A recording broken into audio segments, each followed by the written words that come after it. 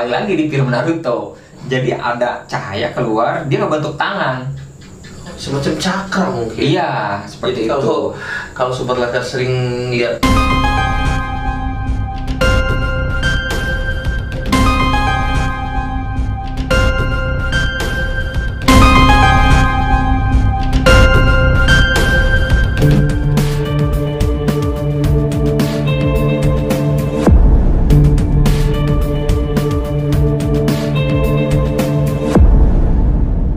Assalamualaikum warahmatullahi wabarakatuh.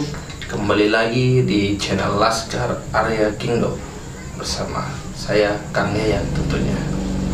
Di video kali ini kita akan kembali membahas salah satu keilmuan yang khusus diciptakan khusus diciptakan sama Laskar Arya Kingdom.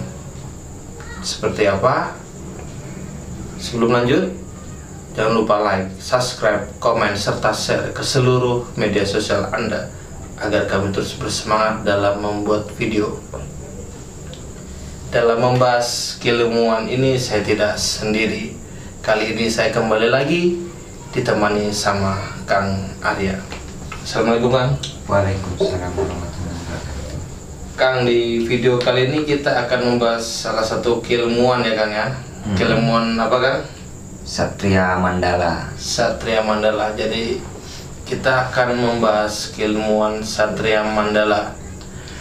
Kang, keilmuan Satria Mandala ini itu apa Kang? Biar sobat Laskar tahu, biar tolong dijelaskan Kang. Jadi keilmuan ini kan seperti di video sebelumnya kan, Iya. yang kita ngebahas tentang asma meteor. Iya. Nah, jadi Satria Mandala ini adalah keilmuan yang memang diciptakan memang khusus untuk Laskar Arya Kingdom. Oh, jadi memang keilmuan ini mungkin original dari Laskar Arya Kingdom gitu. Iya, Satria Mandala. Iya. Yang mana gitu kan, asal muasalnya atau sebab ilmu ini diciptakan. Jadi ibaratnya begini, waktu itu saya lagi ngopi lah ya, lagi ngopi siang gitu kan, sendirian gitu kan, sambil merokok tuh terlintas bayangan, kayaknya bosan gitu kan, maksudnya keilmuan gini-gini lagi ya. Iya. Dalam benak saya itu seperti itu. Iya. Nah terus apakah bisa gitu kan, kayak di TV-TV itu ya contoh lah seperti misalnya film Naruto kan, Kita iya bisa pas nyiptain Naruto keilmuan lagi. tuh. Nah udah tuh, wah kayaknya enak tuh nyiptain keilmuan. Iya. Apa gitu kan, siang-siang tuh sambil ngopi itu ya, kita melamun atau membayangkan kita bisa menciptakan Iya. keilmuan apa gitu. seperti itu. Nah udah gitu, nah saya seperti ibaratnya apa ya namanya, entah itu bisikan, mungkin entah itu ilham. Nah itulah awal mulanya. Ya udah coba aja ciptain gitu kan.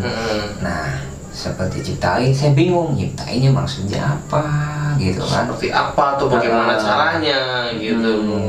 Nah tiba-tiba saya ingat lah ke kampung halaman bapak saya Oh, yang di Pandeglang. Monegla. Iya, jadi disitulah asal muasal kenapa bisa diciptakan Satria Mandala. Oh, jadi Heeh. ingat di kampung halaman gitu. Iya, jadi kan kampung halaman saya yang di Pandeglang kan namanya Kampung Kadupinang. Kadupinang. Tapi kan ternyata itu bukan nama kampung yang abadi. Maksudnya dari awal sampai akhir tetap nama itu. Enggak. Jadi ternyata kan Kampung Kadupinang itu awalnya bernama Kampung Mandala. Oh. Nah, itulah menjadi pokok dasarnya. Mandalanya itu dari situ. Apa sih arti mandala? Ibaratnya kan mandala bisa diartikan ibaratnya lingkaran atau ruang lingkup kan. Nah satria itu ibaratnya pendekar. Satria mandala berarti ruang lingkupnya para pendekar satria atau para pendekar. Iya seperti itulah, karena menurut sejarahnya gitu kan, di kampung Mandala itu ya banyak cerita berawal dari situ.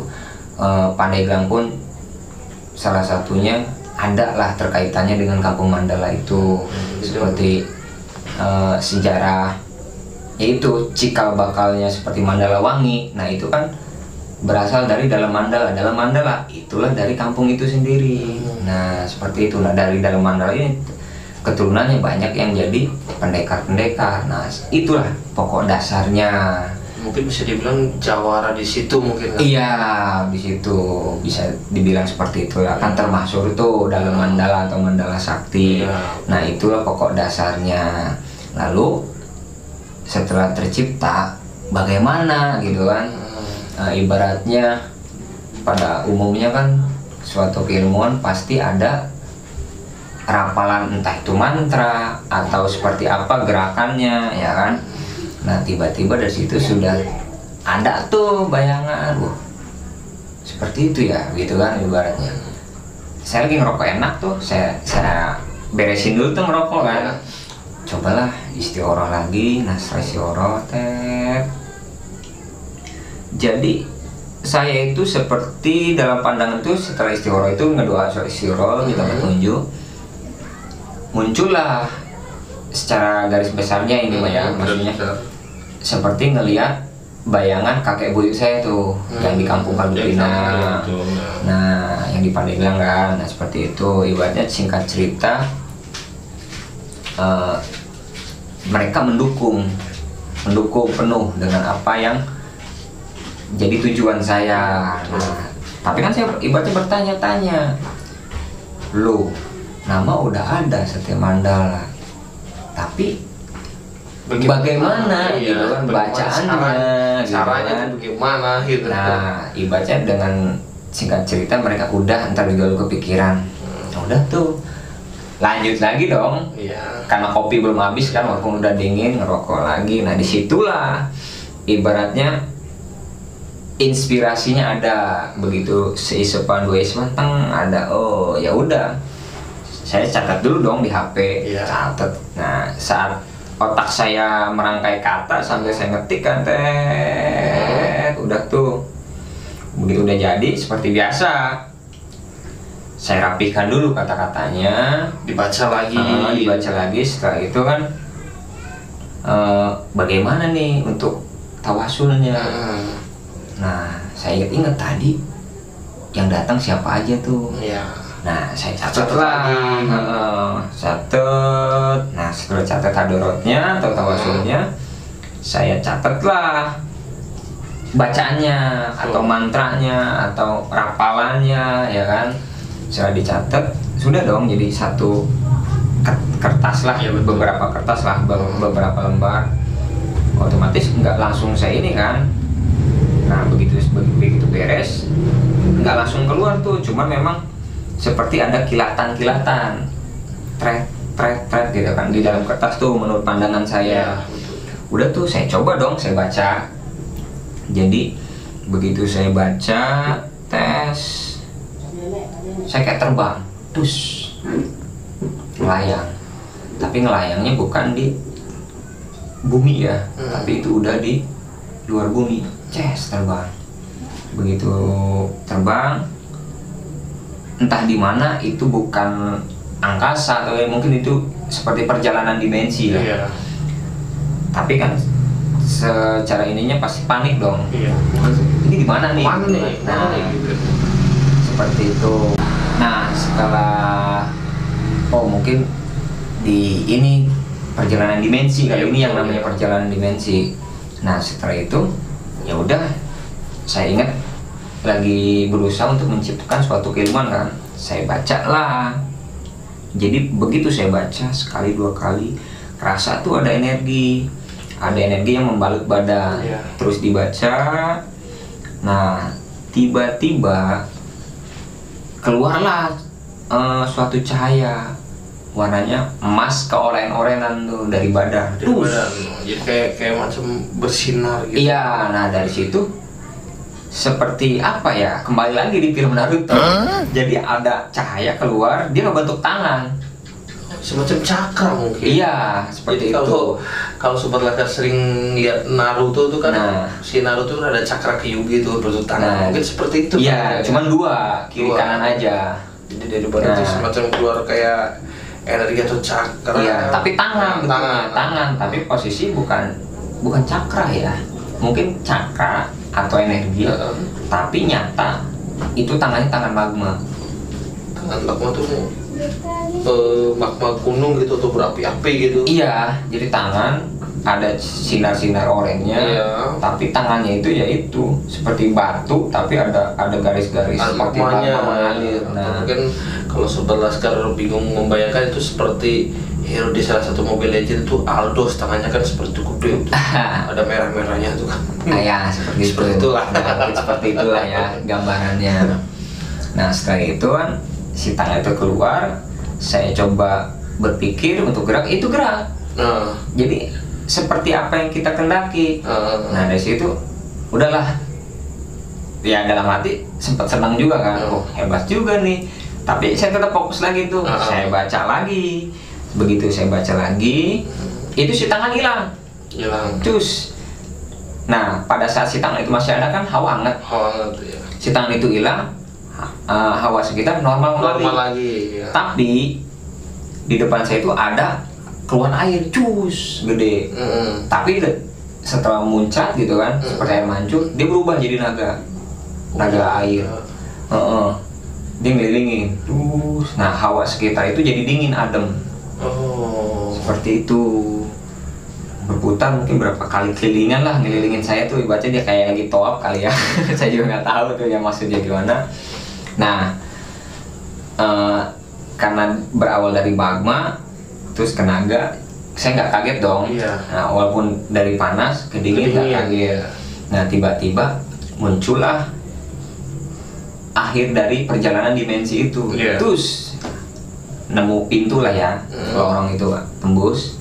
Nah, setelah keluar, yang saya lihat yaitu seperti tujuan awal saya, Satria Mandala, lingkaran para kesatria. Nah, pandangan saya itu banyak orang yang bawa pedang, bawa ya intinya satria lah ya. Kayak macam satria atau pendekar gitu. Nah, seperti itu. Nah, mungkin bisa dibilang ratusan kali ya. Iya. Nah, jadi ratusan kesatria, mungkin dari zamannya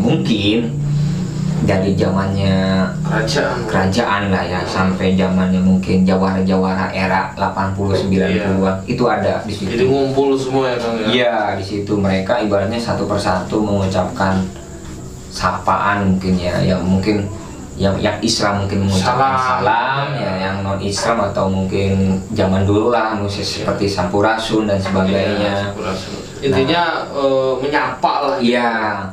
Nah, setelah itu kan mereka nggak semuanya ya ngajak saya berbincang-bincang lah ya mengenai kehidupan zaman sekarang. Iya. Nah, singkat cerita, ibaratnya jangan takut.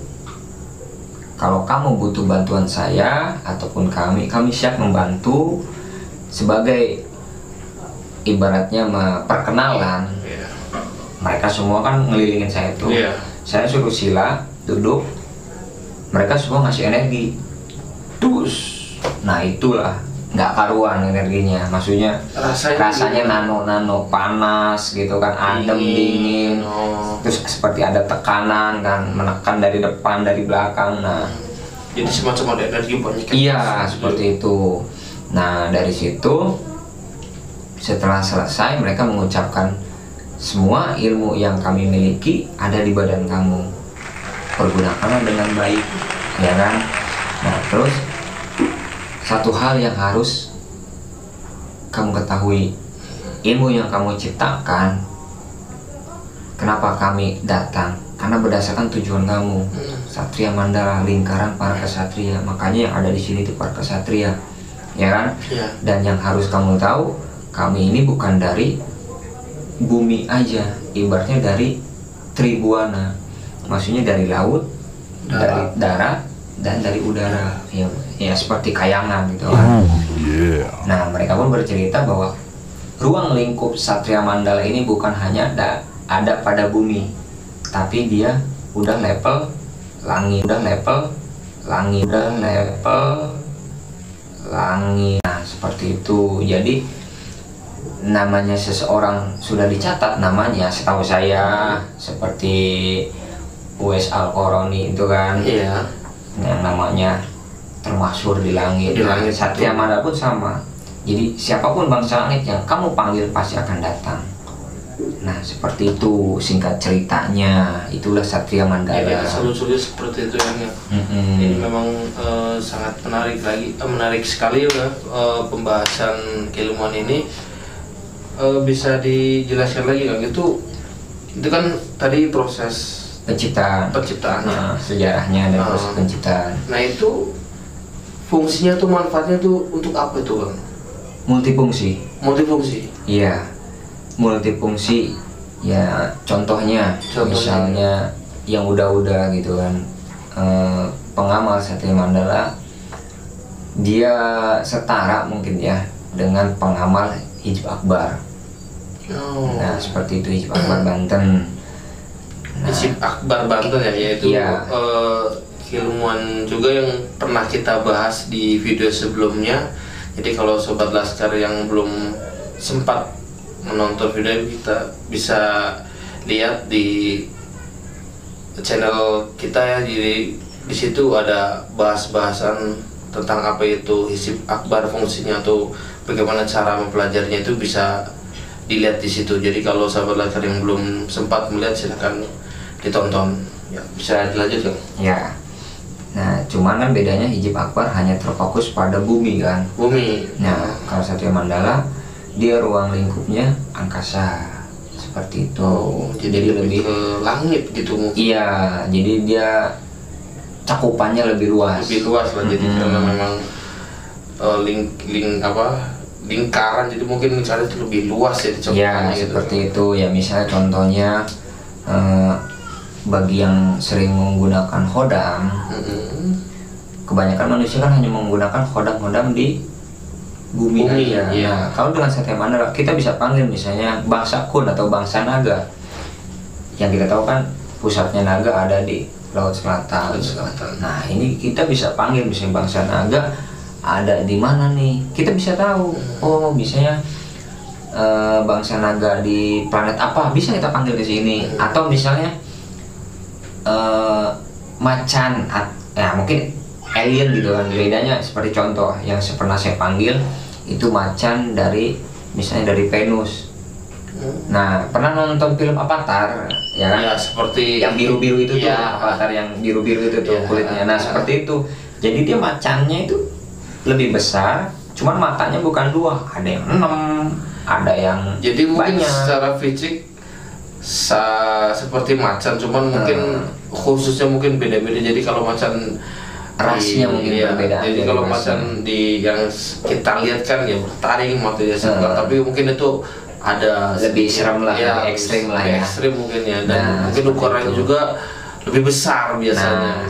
Ya bahkan kita bisa memanggil misalnya bangsa Naga yang sebesarnya itu bisa nyampe bumi pun kalau dia masuk nggak mungkin muat. Ada seperti itu. Nah itu salah satunya. Terus misalnya pengamal Satria Mandala itu secara otomatis bisa membelah sukma. Misalnya bisa jadi 3, biasanya sih jadi 3 ya, ngebelah jadi 3 untuk permulaan. Tapi kalau saat dia menggunakan Satria Mandala, dia sudah bisa membelah sukma, itu akan ngebelah lagi. Seperti itu misalnya penggunaan sukmanya. Jadi semacam kagibun. Nah seperti itu bedanya. Jadi ini sedikit mungkin terinspirasi dari ilmunya Naruto. Bisa jadi mungkin. Jadi bisa bikin kaki bunsin ya. Nah, cuma versinya versi gaib. Versi gaib. Nah, fungsinya sukma kan, misalnya yang sering ngobatin.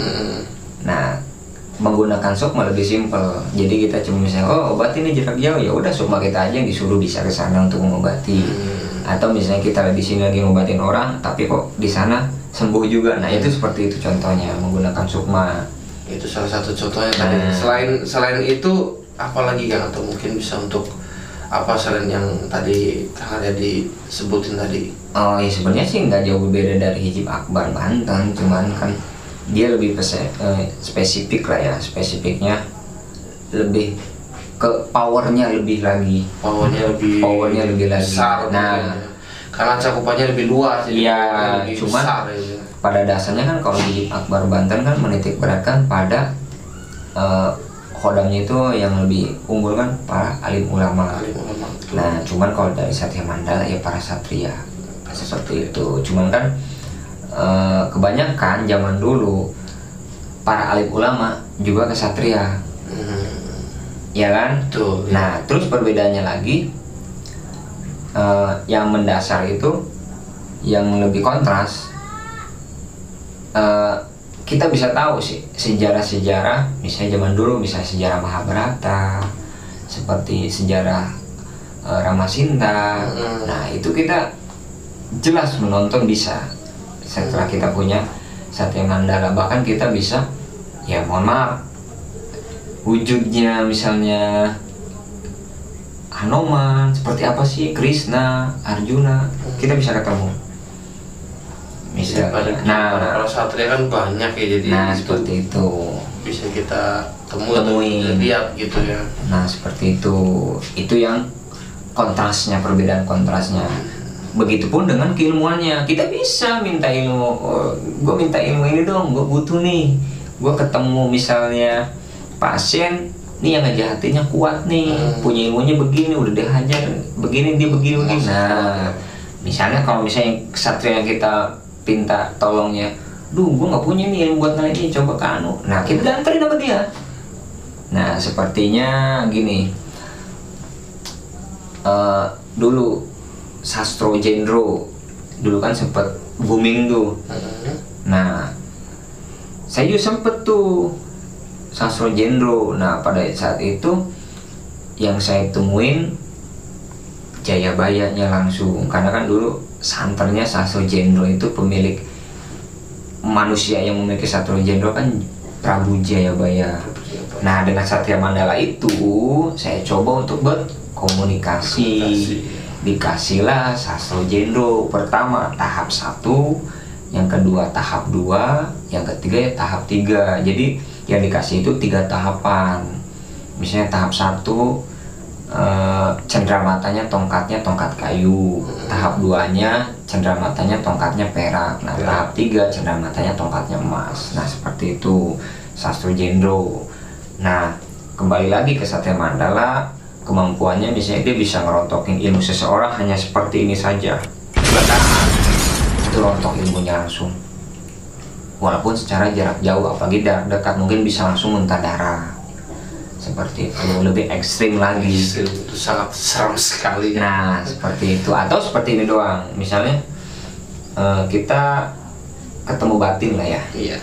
Saat kita ngobatin seseorang, si dukun tahan gengsi dong. Iya. Tetap pengen berantem. Nah, bisa kita tunjuk doang.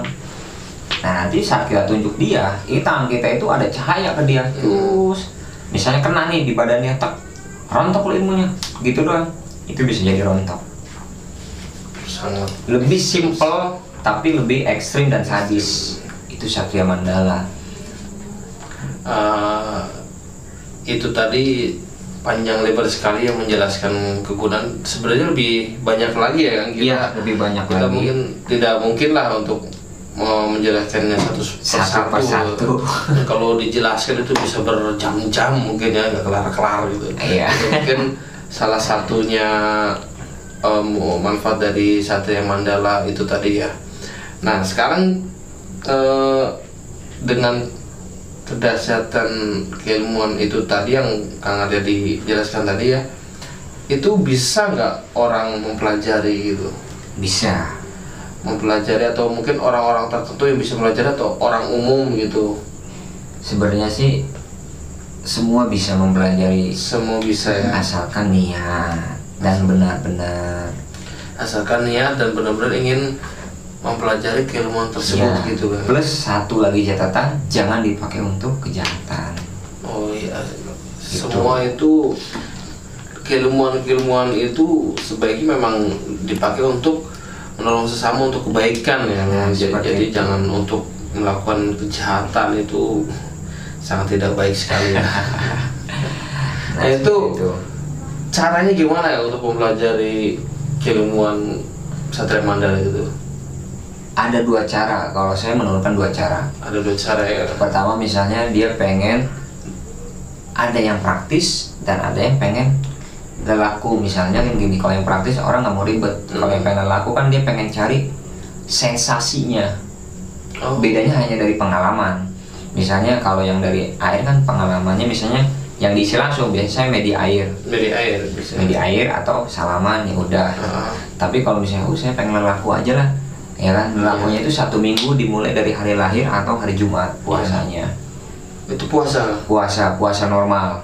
Puasanya normal 7 hari. Saya nggak mau ngasih yang berat-berat karena percuma kalau nggak ikhlas. Betul. Ya kan.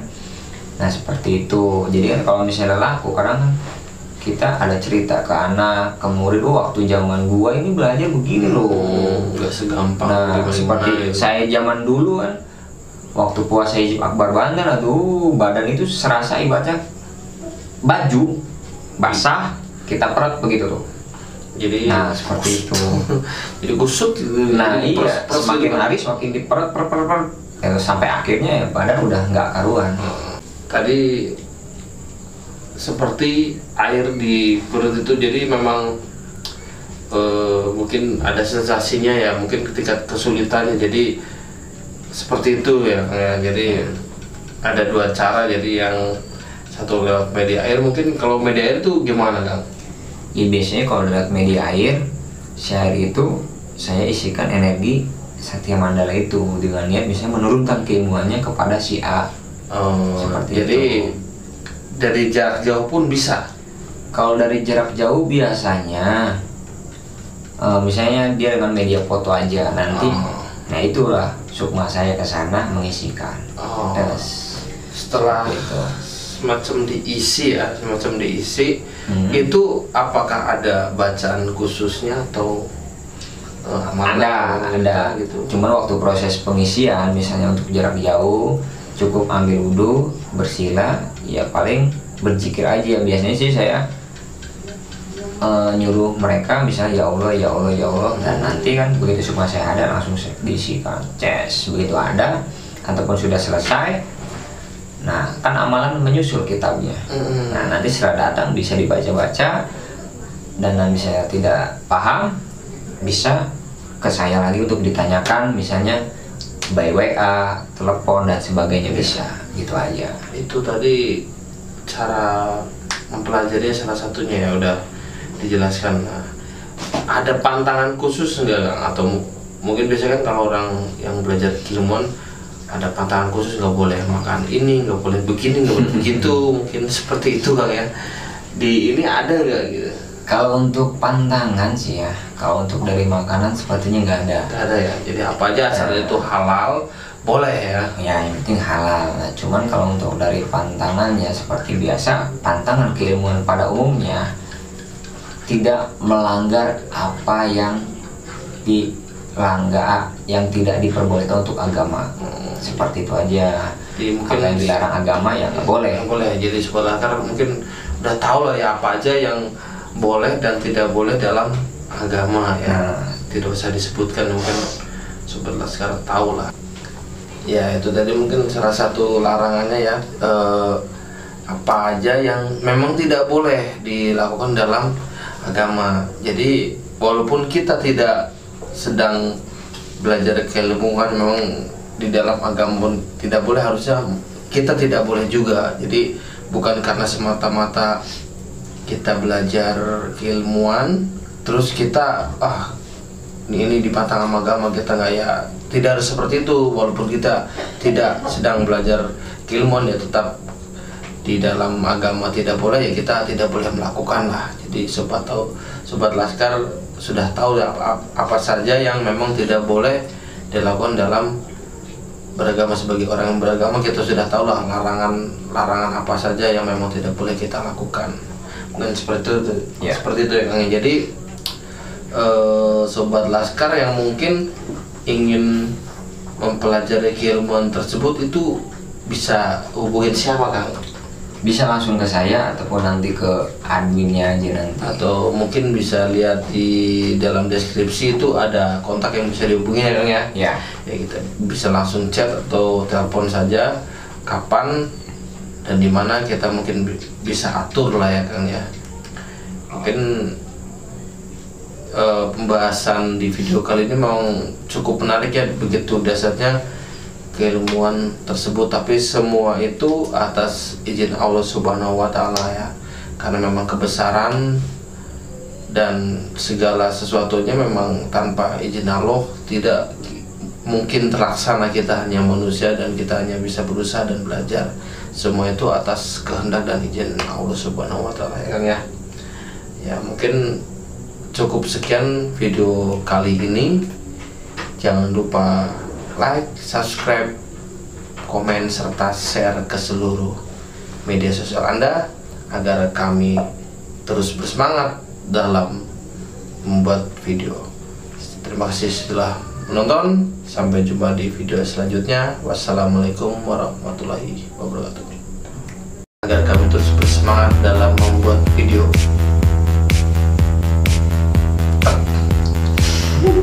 Terus sampai akhirnya ya padahal udah nggak karuan. Bisa berdiri. Kita duduk Saya lagi. lanjut. Ya.